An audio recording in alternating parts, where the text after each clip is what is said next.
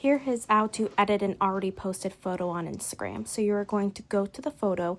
Now there is no direct way to edit it. You can tag people or products if you forgot that.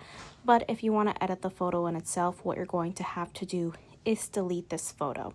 Once you delete it, you can then archive the post. That way you can go back into your account settings and edit it from there if you wanted to put any stickers or filters on it. Once it is archived, you'll see you have 30 days or 24 hours to restore it, depending on the type of post.